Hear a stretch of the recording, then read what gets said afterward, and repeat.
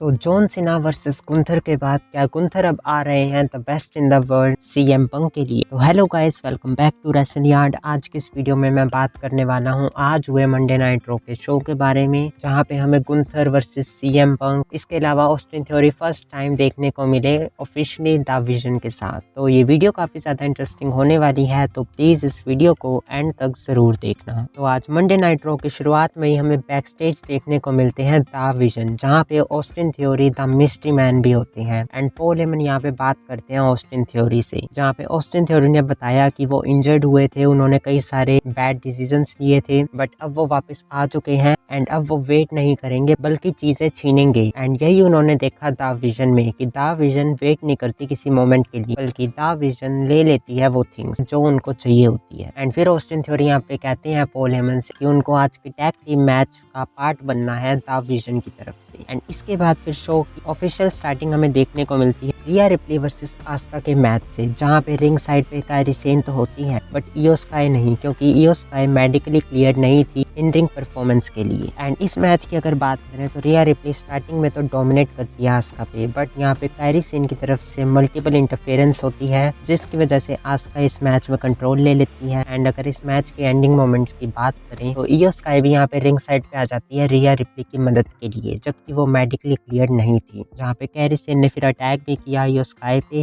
And तभी रिया replay यहाँ पे इयो स्काई के पास आती है, बट इसी मोमेंट पे आस्का ने रोल अप करके पिन कर दिया रिया रिप्ली को एंड आस्का ने जीत लिया ये मैच। इसके बाद फिर बैक स्टेज हमें दोबारा से द विजन देखने को मिलती है, जहाँ पे इस बार पॉल हेमन कहते हैं कि कुछ टाइम पहले Bron Breakker and Bronson read के लिए उनके पास विजन था एंड पॉल हेमन के पास विजन है ऑस्टिन थ्योरी के लिए भी। एंड पॉल हेमन यहाँ पे अनाउंस कर देते हैं कि आज के मेन इवेंट में CM Punk and Rey Mysterio के against Bronson read team up करेंगे ऑस्टिन थ्योरी के साथ, जो कि ऑस्टिन थ्योरी का ऑफिशियल फर्स्ट मैच होने वाला है आफ्टर जॉइनिंग द विजन। इसके बाद फिर शो पे आती है द मैन बेकी लिंच, जहाँ पे बेकी लिंच बात करती है वही मैक्सिन डुप्री करप्ट रेफरी के बारे में, जहाँ पे मैक्सिन डुप्री ने इंटरप्ट किया बेकी लिंच को। एंड मैक्सिन यहाँ पे कहती है कि बेकी लिंच सच में ग्रेटेस्ट ऑफ ऑल टाइम है एंड मैक्सिन डुप्री खुद एक रूकी है, बट ये भी सच है इस रूकी ने हराया है ग्रेटेस्ट ऑफ ऑल टाइम को, वो भी सिर्फ एक नहीं बल्कि तीन बार। एंड वो कहती है कि अगर तुम्हें वो चैंपियनशिप मैच चाहिए तो मैक्सिन डुप्री फिर से हराएगी बेकी लिंच को, जहाँ पे बेकी लिंच ने अटैक कर दिया यहाँ पे मैक्सिन डुप्री पे, बट मैक्सिन डुप्री ने यहाँ पे काउंटर करते हुए एंकल लॉक में डाल दिया था बेकी लिंच को। एंड इस तरह से इनकी इस ब्रॉल में अपर हैंड मिला है मैक्सिन डुप्री को, जहाँ पे उन्होंने अपनी चैंपियनशिप भी रेस करी। इसके बाद फिर बैक स्टेज हमें एडम पियर्स एंड स्टेफनी वेकेर देखने को मिलती है, जहाँ पे स्टेफनी वेकेर कहती है कि उनको रॉकेल एंड निकी बेला दोनों चाहिए एक ट्रिपल थ्रेट मैच में। इसके बाद फिर शो पे द उसोस का एक वीडियो पैकेज भी आता है, जहाँ पे वो कहते हैं कि वो आ रहे हैं AJ Styles and Dragon Lee के पास उन वर्ल्ड टैग टीम चैंपियनशिप्स को वापस लेने। एंड इसके बाद फिर नेक्स्ट वीक के शो के लिए हमें ऑफिशियल चैंपियनशिप मैचेस भी देखने को मिल जाते हैं, जहाँ पे the Usos versus AJ Styles and Dragon Lee का मैच होगा for the world tag team titles. And वहीं स्टेफनी वेकेर अपनी चैंपियनशिप डिफेंड करेंगी against Raquel Rodriguez and Nikki Bela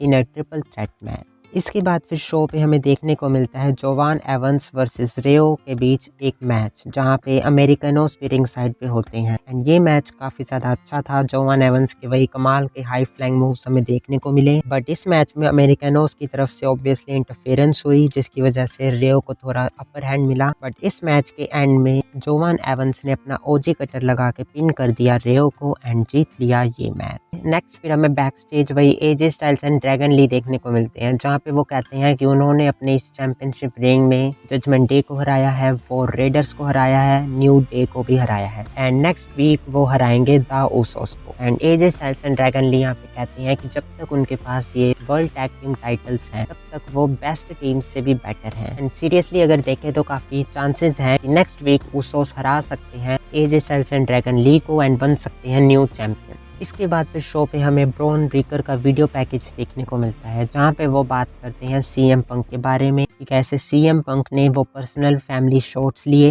but Bron Breakker यहाँ पे कहते हैं कि 5 जनवरी को सीएम पंक 2025 का वर्जन हो या फिर ओल्ड सीएम पंक, जो कि सच में the best in the world था, बिल्कुल भी मैटर नहीं करता, क्योंकि जो इस मैच का रिजल्ट होगा वो सेम होगा, जहाँ पे ब्रॉन ब्रेकर हराएंगे सीएम पंक को एंड बनेंगे न्यू वर्ल्ड हैवीवेट चैंपियन। इसके बाद फिर शो पे हमें देखने को मिलती है WWE हॉल ऑफ फेमर निकी बेला, जहाँ पे वो आके कहती हैं कि वो हॉल ऑफ फेमर है, ग्लोबल सुपरस्टार है एंड वो वापस आई है इस WWE रिंग में उस वुमेन्स वर्ल्ड चैंपियनशिप को वापस लेने, जैसा कि उन्होंने लास्ट वीक रॉकेल रॉड्रिक्स के साथ किया, वही नेक्स्ट वीक वो करने वाली है स्टेफनी वेकेर के साथ। एंड फाइनली जो वुमेन्स वर्ल्ड चैंपियनशिप है वो ग्लोबल सुपरस्टार यानी निकी बेला के पास होएगी नेक्स्ट वीक से। एंड क्या आपको लगता है कि निकी बेला जीतने वाली है वुमेन्स वर्ल्ड चैंपियनशिप? हमें कमेंट करके जरूर बताना। इसके बाद फिर शो पे हमें देखने को मिलता है बेली वर्सेस रॉक्सेन के बीच मैच, एंड यहाँ पे रिंग साइड पे लायरा वल्कारिया बेली के साथ एंड लिव एंड रॉकेल थे रॉक्सेन के साथ। एंड इस मैच की अगर बात करें तो ये भी काफी अच्छा मैच था। इस मैच में रॉक्सेन टारगेट करती है बेली की नी को, इसके अलावा लिव मॉर्गन एंड रॉकेल रॉड्रिक्स काफी ज्यादा इंटरफेरेंस भी कर रहे होते हैं, जिसके बाद फिर रिंग साइड पे लायरा वल्कारिया, रॉकेल एंड लिव मॉर्गन के बीच भी हमें ब्रॉल देखने को मिली। एंड फिर इस मैच के